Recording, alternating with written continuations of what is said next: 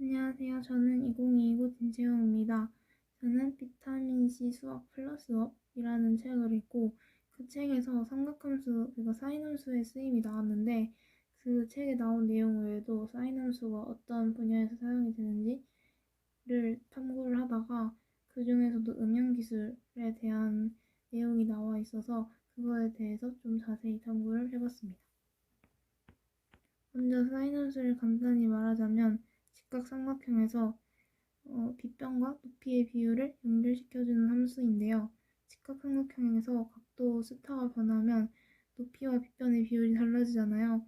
그래서 사인함수는 이러한 변화를 기록해서 특정 각도에 대한 정확한 사인의 수치를 제공하는 것을 이제 목표로 하는 그런 함수라고 합니다. 그래서 사인 함수는 주파수나 진동 이런 거를 표현을 할 수 있는 함수다 보니까 주파수나 진동이 사용되는 다양한 분야가 있잖아요. 그런 분야에서 모두 사용이 될 수 있어서 꽤나 실생활에서 많이 쓰이고 있다고 합니다.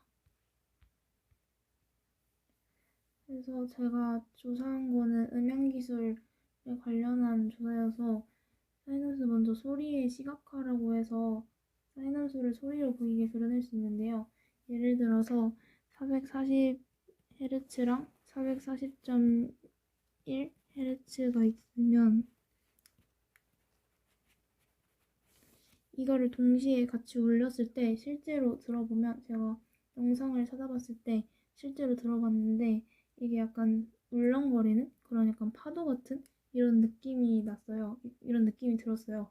그래서 이런 느낌을 시각화를 하는 걸 사인함수를 이용해서 할 수 있다는 건데 어떻게 하냐면 사인 440이랑 사인 440.1을 그래프상에 같이 그렸을 때 지금 정확하진 않지만 뭐 이런 식으로 돼요. 그러면 이렇게 이런 모양이 생기는데요. 이런 모양이 저희가 이 소리를 동시에 같이 아까 만에 들었을 때 그때 느껴지는다는 그 울렁거림 파도를 이렇게 시각화를 한 겁니다. 그래서 이런 사인 함수를 그리기만 하면 소리를 시각화할 수 있고요. 또 이제 파도나 바람 소리, 빛이나 이런 자연에서 가장 많이 발견될 수 있는 기본적인 파동이 있잖아요. 그런 파동은 아까 말했듯이 사인 함수로 나타낼 수가 있는데요. 이때 수식은 이렇게 되고요. 이거를 사인 웨이브, 사인 파라고 합니다.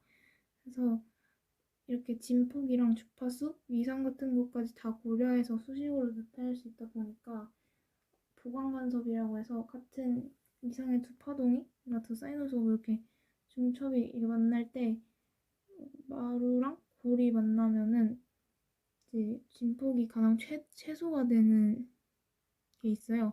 그거를 상쇄간섭이라고 하고 마루랑 마루끼리 아니면 골과 골끼리 만나서 진폭이 훨씬 커지는 그런 부분은 이제 보강 간섭이라고 하는데 그런 부분까지도 그런 자세한 부분까지도 수식으로 나타낼 수 있다는 장점이 있어서 그래서 사인을 이용한 수식으로 이런 파동을 나타낼 수 있다.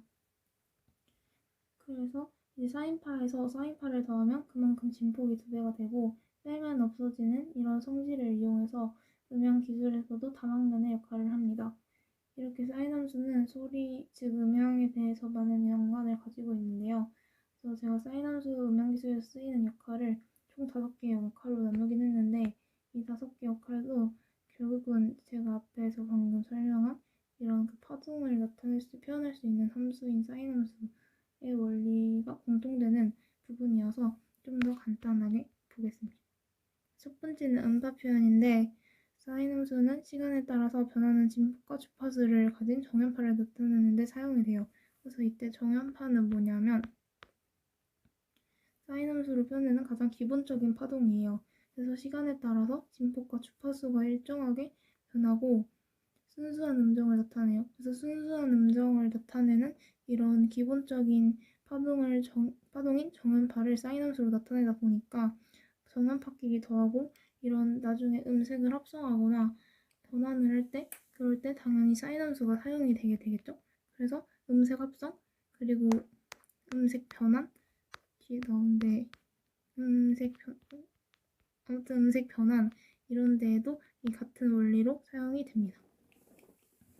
그 다음에 음향 효과도 비슷한데 사인 함수를 이용하면은 다양한 음악 효과를 만들 수 있는데 아까 말했듯이 뭐 사인 함수끼리 더하고 사인 팟끼리 더하고 빼고 막 이렇게 해가지고 만들 수 있다고 했잖아요. 그래서 이런 것처럼 원래 순수한 소리에 여러 가지 소리를 더해서 입혀서 다양한 음색을 재현할 수 있고 이런 음악을 만들잖아요. 그래서 그런 것도 사인 함수로 먼저 표현을 하고 그것끼리 더해서 이제 에코를 만들거나 아니면은 리버브는 이제 여러 개의 지연된 사인 함수를 더해서 공간 감각을 연출하는데 사용이 되기도 합니다. 그래서 이게 정연파 여러 개를 나타낸 건데요. 약간 이런 순수한 사인 함수 여러 개 이거를 더하면 이렇게 음색 표현을 할 수 있는 그런 푸리에 급수라는 부분도 막 그렇게 깊게는 아니지만 같이 알아보게 되었고요.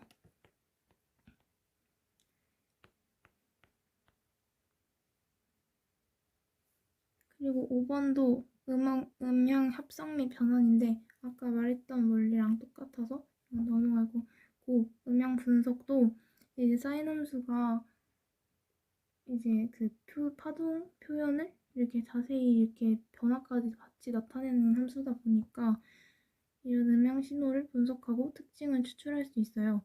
그래서 음악의 장르를 분류하거나 음성 인식, 음향 결함 감지 등 다양한 분야에서 이렇게 유용하게 쓰인다. 이거를 알 수 있었습니다. 그래서 좀 더 부가 설명을 하자면 록 음악은 좀 낮은 주파수 성분이 풍부하고 클래식 음악은 높은 주파수 성분이 풍부하다는 특징을 이용해서 분류를 할 수 있어요.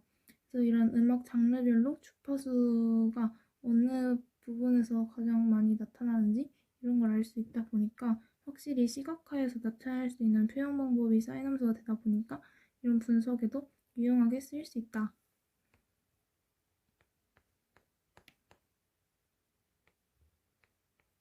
네, 그래서 이상 마치겠습니다. 감사합니다.